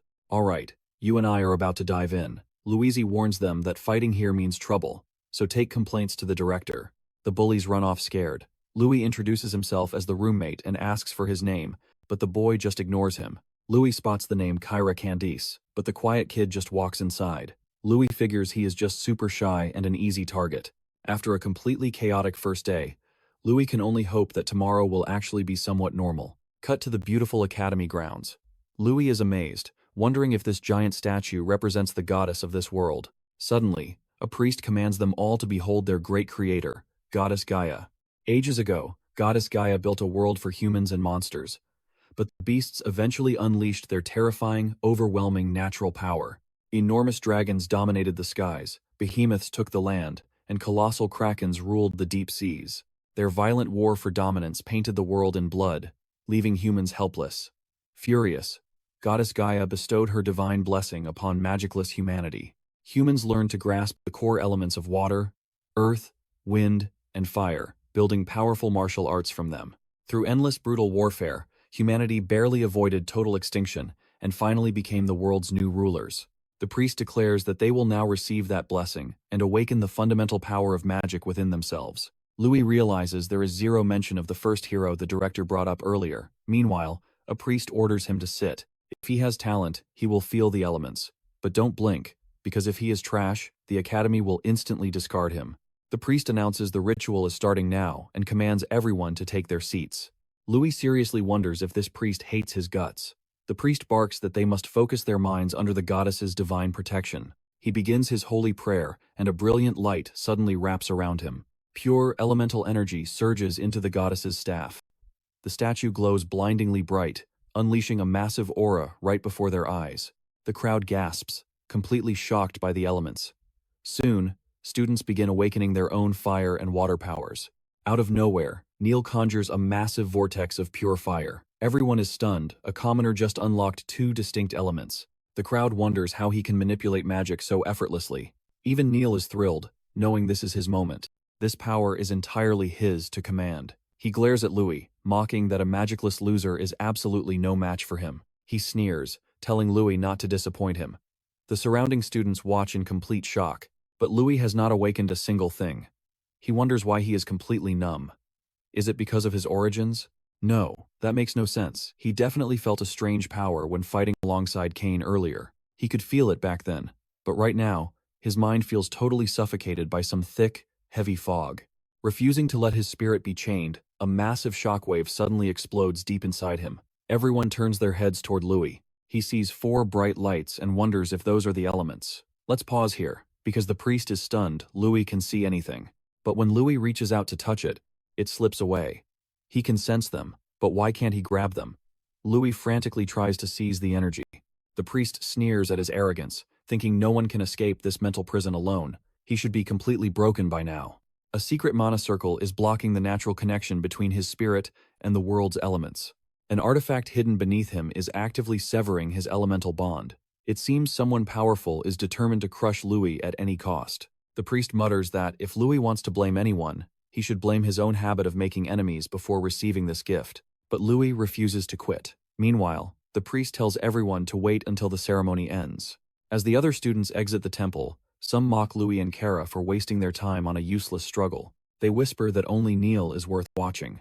Suddenly, Kara spots something highly suspicious right where Louis was sitting. It is a trap. Louis stands up and punches the stone floor, shattering it to reveal a glowing purple orb. Kara warns him that this device is blocking his elemental senses and urges him to destroy it immediately. Louis thanks him. He cannot believe this was just a random coincidence. Someone deliberately set him up. Remembering the priest's shady behavior, Louis begins to concentrate, whispering that the real test starts now. Elemental energy gathers. The students are absolutely stunned. This massive vortex looks exactly like Neil's. They cannot comprehend these crazy commoners. The priest is sweating bullets, wondering how he awakened. No one, not even a grandmaster, should have broken that barrier. But suddenly, the director appears, commanding him to keep quiet. Everyone wonders why the director is here to inspect him. Trust me, you and I will want to see what happens next. Let's dive in. This priest is panicking because the director unexpectedly showed up and ruined everything. Their secret plot was almost exposed, so he rushed to a fountain, telling his co-conspirator they failed. Begging to avoid any serious trouble, he pleaded with the man to stay far away for now.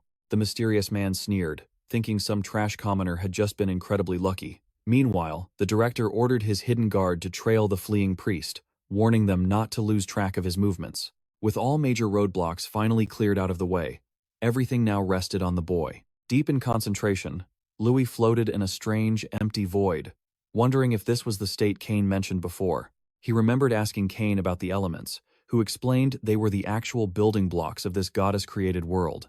Louis had wondered why monsters could naturally use magic from birth, while humans required a special blessing first. Cain had simply explained that monsters possess magical crystals inside their bodies. These crystals hold different elemental powers, giving monsters an instant elemental connection from birth, letting them easily channel spells through these cores. But humans? They have to trigger an awakening ritual after gaining an element's approval, and they still cannot cast unless they actively manipulate the energy around them. Watch closely now. Only compatible elements will draw near to him. Once Louis earned their recognition, The only thing left to do was train his physical body and mind.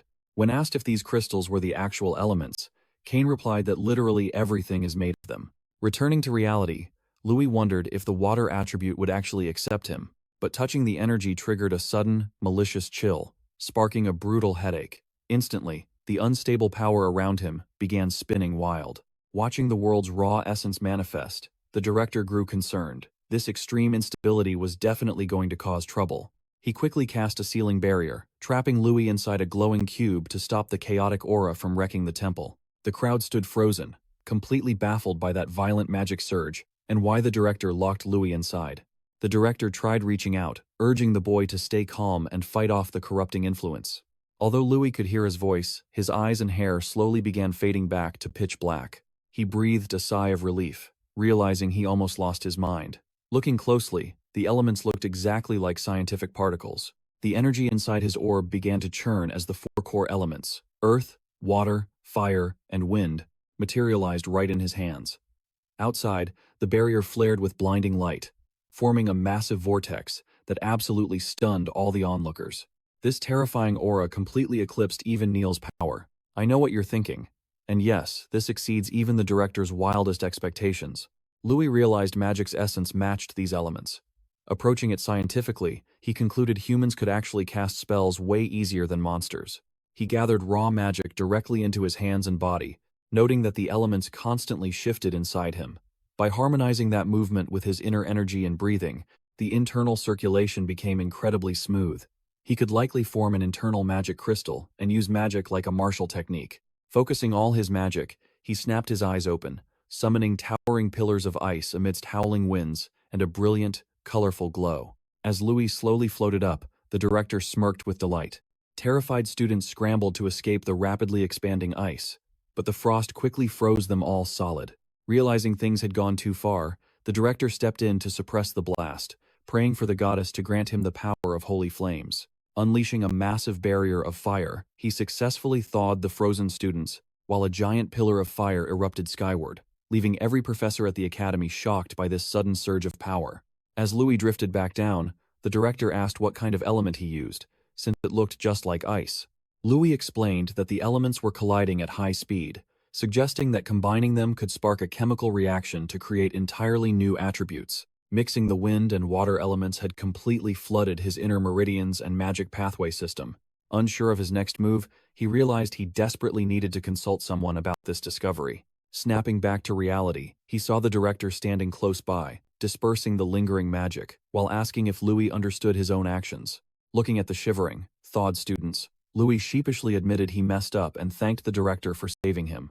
Sending a quick telepathic message, the director headed back to his office, telling Louis to follow since he obviously had questions. And that's where we leave them, with the director congratulating him on his awakening. Stick with me if his gut is right.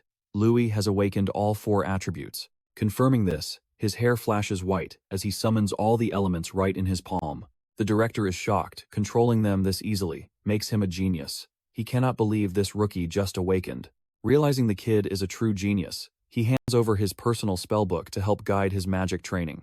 But the old director only specializes in wind and earth magic. So for fire and water, Louis must seek out Faye and Miliana, two noble prodigies who can easily guide him. The boss summons his trusted assistant, Kylie, introducing her as the bodyguard who will keep Louis safe from now on. But Kylie immediately asks the boss if they can take this chat somewhere else. Louis asks about this place, and the old man explains it is his private chamber reinforced with heavy earth magic. The assistant wastes no time and demands to see the unique ice element he used earlier. He admits he found it by accident during the ritual, speeding up two different elements and blending them to create a new force. He named it the ice element. The director has never heard of it, and even Kylie is completely stunned. With a sharp smile, she steps forward, claiming she wants to feel this power herself. She launches a flurry of strikes, but he blocks effortlessly, forcing her to back away before his counterattack lands. She thinks his speed increased, but in reality, she has slowed way down because her arm is frozen solid. Now pay attention here, she asks if anyone has ever fused elements. And the director says absolutely not. Since the dawn of magic, brilliant mages have spent their lives trying, yet not a single person ever succeeded. The truth is, even controlling more than one basic element is incredibly rare in this world. Even the Empire's ultimate genius, Lady Mirren, only managed to control 3 elements at once. She tried fusing them too, but her body and mind broke down. Louis asks if humans simply cannot handle the extreme pressure. The director explains that to wield heavy magic, mages must endure the sheer force of the elements with body and mind when accelerating them, like Louis did. It takes unbelievable willpower to guide and release them. Trying to push out multiple elements at once causes a violent collision inside that will kill you instantly. Basically, Louis's potential easily rivals that of a saint. Kylie starts gathering her power to launch another fast attack. As the two trade rapid blows, the director notes that Lady Mirren actually had a theory about wielding multiple forces. To do that, I know what you are thinking, a dragon? Yes, you would need a dragon's body or monster crystals to survive. Defending himself, Louis asks about the research, but the director reveals the results were an absolute disaster. Every single experiment across the empire failed, forcing them to ban the entire concept as a forbidden taboo. He never expected anyone to try breaking that taboo, while Louis realizes he has been actively stopping his elements from clashing. Kylie tells him to focus, throwing a heavy kick while asking if he truly understands the danger he is in. He nods, admitting this insane power is basically a massive target on his back for the future. She warns him that if this leak gets out, he is dead meat. The boss ordered her to guard him, but she hates drama, so she begs him not to do anything stupid. Louis agrees, planning to tell everyone he only has a water affinity, and that his ice magic is just a creative application. He says his willpower is way stronger than average, challenging Kylie to hit him with another attack. The moment she lunges, Louis compresses his water magic and blasts it straight at her, leaving both Kylie and the director completely speechless. He fired water in a supersonic ice form. Confused, she asks how he made normal water turn to ice that ignores her flames. He explains that liquids change state under extreme pressure, and he simply put that basic science concept to practical use. The director is thrilled, noting that there are plenty of mysteries in magic that even he cannot explain. He tells Louis to visit him anytime, promising to teach him how to use his incredible gifts safely. Kylie asks if he really wants to guard him, wondering if that crazy stunt was just a lucky fluke. The director responds that even legendary historical breakthroughs started as lucky coincidences, and he refuses to rule out any future possibility. She agrees to guard him and leaves, while the director sends him home. You and I definitely need to see what happens next. Alright, you and I are diving right into a story where even a basic recovery potion can completely blow our main character Louis's mind. Heading back to the dorms, he spots Kara still awake, and wonders if the mysterious boy was actually waiting up for him.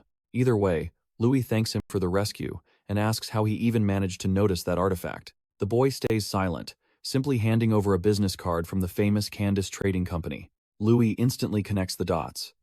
But he warns the kid that helping him might make him a target for some very dangerous people.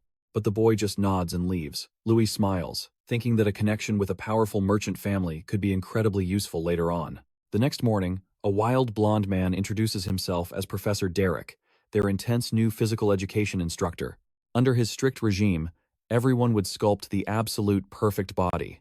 The students think he is completely insane, but Louis silently disagrees, knowing the eccentric professor actually has a valid point. A strong body is the true foundation of martial arts.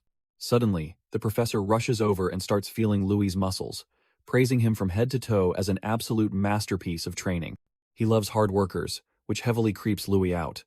Then, he turns to Kane, utterly disappointed by his complete lack of muscle. Before starting, he announces they must follow academy tradition. Now, pay attention here because these arrogant seniors are about to step up. They want to show the difference between ordinary students and real, battle-hardened warriors. Watch closely. The instructor gives the signal to start. The first senior steps up to demonstrate the massive upper body equipment. Each block is infused with earth magic, weighing 1 full ton, but he lifts them easily, completely shocking the freshmen. Another senior spins rapidly on a crazy device, while someone else sprints with heavy leg weights. Then, the professor grins and says it is the rookie's turn. As they give it a shot, the new students instantly struggle, failing to hold on for long. The seniors laugh and call them weak. But then they look over at Louis and freeze. He is lifting 10 tons easily while sprinting like a madman. And when he jumps on the spinning device, he rotates so incredibly fast it literally whips up a tornado. It is absolutely mind-blowing, and no potion can explain this raw power. Meanwhile, Neil is also going completely all out. Neil carries 10 whole tons on each arm while running, confidently shouting that he has finally beaten Louis this time. He wants to use this to prove who is number one, but Louis just sighs, pointing out this is only basic warm-up training. Showing off is completely useless. Hearing this, a senior gets furious, thinking Louis is mocking him, and demands to know their magic attributes. Neil proudly reveals his dual attributes, shattering the senior's ego since a commoner achieved this. But when asked, Louis calmly says his magic is just basic water. I know what you're thinking, water is weak, right? Well, this senior literally starts laughing, mocking Louis, and asking if he plans to fight them with a puddle of water. Louis is just confused. A classmate explains that water only has one real attacking move, the water blade, making it strictly for defensive support. The senior sneers, saying anyone who awakens water is instantly ruined. He tells Louis to stay in his place and just act as support. Louis asks if he actually believes that nonsense. The senior snaps back that it is just basic common sense.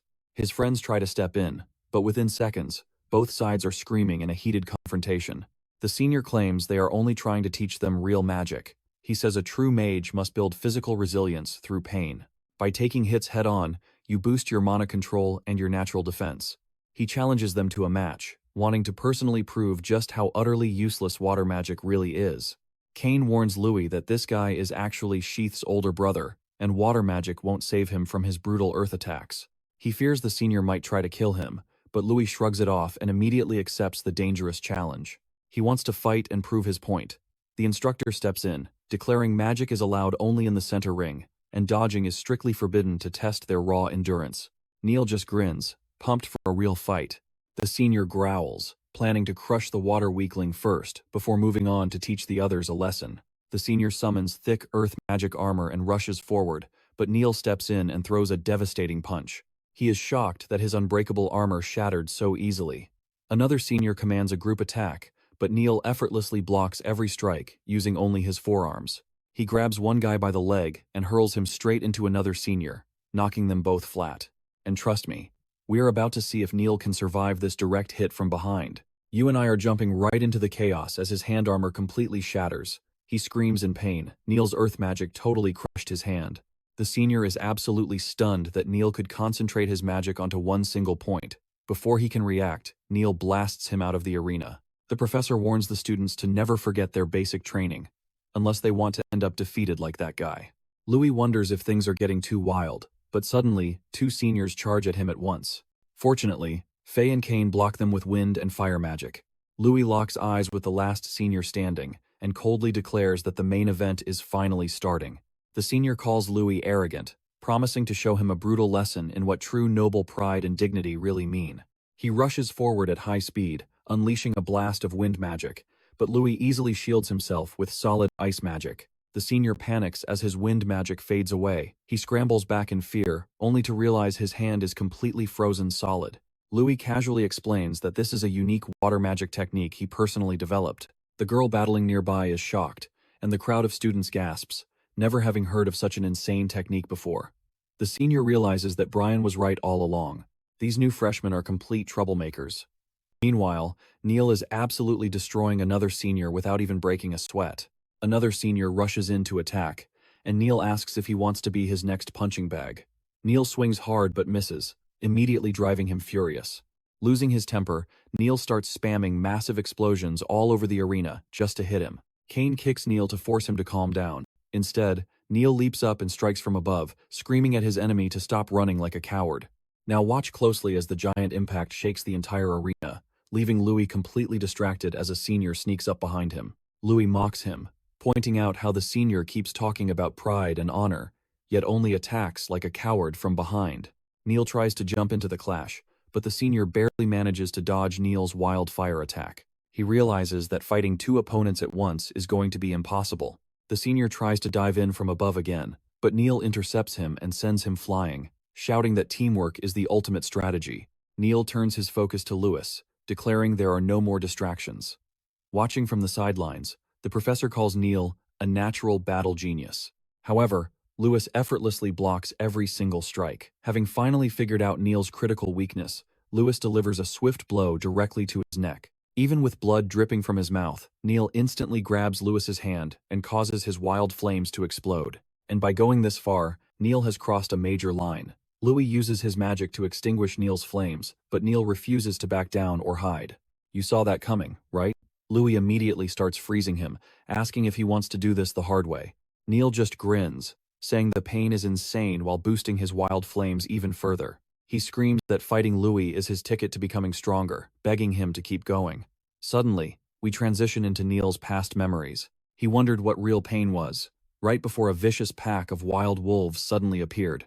They tear into his arm and leg, but Neil literally pries the beast's jaws open and rips it apart with his bare hands. To him, pain is the ultimate proof of being alive. Pain is his source of strength. In this world, only the absolute strongest survive, and that is why he craves to feel even more of it. He lunges forward at Louis, screaming that they are both power-hungry monsters destined to fight. With a few quick, effortless movements, Louis slams Neil hard onto the dirt, kicking him square in the face before he can even react. Neil finds the sensation absolutely thrilling as Louis continues to relentlessly beat him down. Kane asks Faye if they should step in before Neil actually gets killed. Faye points out that letting Neil run wild is just as dangerous, so they will stop him together soon. Neil rushes in once more, roaring that he is not finished yet. Louis wonders how to handle this absolute lunatic without breaking Academy rules, deciding that freezing him solid is probably his best option. He drives a devastating punch straight into Neil's stomach to slow him down, then blasts him away with a wave of ice magic. Neil is genuinely hurting, but he quickly melts the ice using his fire magic to grow even stronger. The professor watches, finding this fight incredibly interesting. Neil groans that he will not back down so easily. This pain is nowhere near enough to make him quit, begging Louis to keep going. Out of nowhere, someone abruptly interrupts the fight by slamming Neil's face directly into the dirt. Louis recognizes her as Kylie. She sighs, calling Neil a complete blockhead and telling him he went way too far.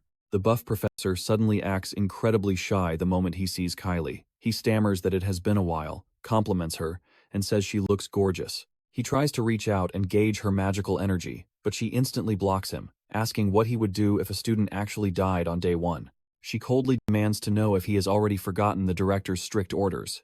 And that is where we leave it. Our crazy teacher claiming he was just trying to unlock their real potential. Wild, right? Alright, you and I are back with our overpowered main character, and Kylie is already calling out this idiot senior for forgetting she is sworn to protect Louis. Does he even get what that means? She then warns him that the director wants him in his office right away. Looks like someone is about to get a massive scolding. Yet, he still wonders just how insanely strong these rookie boys will actually become. The instructor tells Neil to get dressed, warning him that one more outburst will cost him all his credits. Meanwhile, Neil realizes he cannot survive another one of Louis' brutal attacks. Honestly, he is going to go completely broke if he keeps ripping his clothes like this. He might actually have to start hunting monsters just to pay for gear. Suddenly, the bell rings, and the teacher dismisses the exhausted freshmen. He warns them that training only gets harder from here, so there is absolutely no crying allowed. Kane tells Louis that in the 100-year history of this academy, he wonders if any freshman has ever beaten a senior before. It turns out it only happened 3 times, and every single time, absolute legends emerged from those classes. The last time was when their own parents attended, back when taking down seniors was practically unheard of. Elsewhere, another senior apologizes to Jess, admitting the freshmen are way too strong, but suggests they can still handle them from the shadows. Jess tells him he did fine. Those two are complete monsters. But there is no rush since plenty of chances to strike will come up. No matter their talent, they still rule the Empire and control their own destiny. Meanwhile, we cut over to Faye. She asks her friend what she thought of Louis' skills, pointing out his magic talent is crazy, and staying close to him might help her grow stronger. But her friend hesitates, arguing that nobody has ever seen or used such bizarre spells before. She feels she needs to develop her own offensive techniques using her unique water attribute instead. Faye tells her to chill since she is only 16, but she insists on pushing herself for her family. Knowing she would say that, Faye calls Louis over, teasingly claiming her friend wants a word. Watch closely, because everyone assumes she is about to confess to him. Louis walks over with Kane and asks what is up, prompting Faye to ask if he can teach Miliana his water magic. Louis easily agrees, saying he does not mind at all since they are good friends. Miliana worries she might bring him serious trouble later, but Louis just smiles, telling her he would never think of his friends as a burden. Still, she refuses to drag him into her messy life and suddenly runs away in tears. Faye quickly apologizes and chases after her. Louis silently realizes that while everyone has their own struggles, he might actually be the one bringing the most danger to those around him. Let's see what he does next, as he asks Kane for intel on Miliana. Kane explains she is the only daughter of the Royce family and the granddaughter of a legendary grandmaster. Back when her grandmother was alive, the family thrived, but since she passed away, their massive influence has completely faded.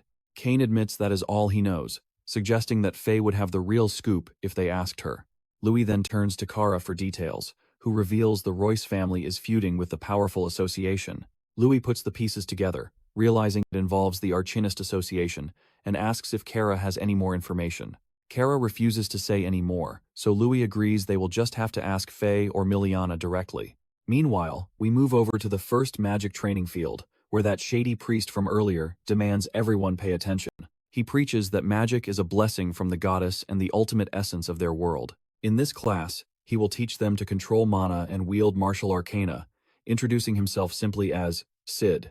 Kane asks Louis why he is so hyped up for class, and Louis admits he is excited but feels the professor already hates him. The teacher suddenly snaps at them, demanding silence because he absolutely detests having his lectures interrupted by noisy students. He immediately docks 1 credit from both Kane and Louis on the spot. He warns them he is not like that muscular idiot professor, and breaking rules will quickly leave them with 0 credits. As he walks off, he calls Louis arrogant, and docks him a credit as well. Telling him to learn proper, noble manners, the petty professor suddenly summons a massive armored statue, armed with a spear and shield. Louis is shocked to see high-level earth magic. Sid explains that unleashing the full power of martial arcana requires mastering both complex magic and close combat martial arts. To become true elite apprentices, they must first manifest their mana into weapons, eventually coating their entire bodies in heavy arcane armor to become ultimate warriors. He instructs them to control their mana physically, while fully focusing their minds. He channels it into a physical strike, blasting the armored statue to show them the true power of his martial arcana. So you and I have to watch who takes the crown, because the student dealing the most damage wins 5 whole credits. Alright, you and I are jumping right in, as he teaches them elemental attacks, grouping everyone by their attributes. Neil has dual attributes, so he doesn't need a group. The water magic users get stuck practicing arcane armor and helping others warm up. Everyone just mocks them, calling them nothing but human punching bags. Miliana sighs, knowing they're limited to support spells, and won't even get to strike the target statue. At this rate, she'll never become a grandmaster. She absolutely has to prove her strength to that person. Louis wonders who she is referring to. Maybe someone from the Archinist Association? He asks if something is wrong.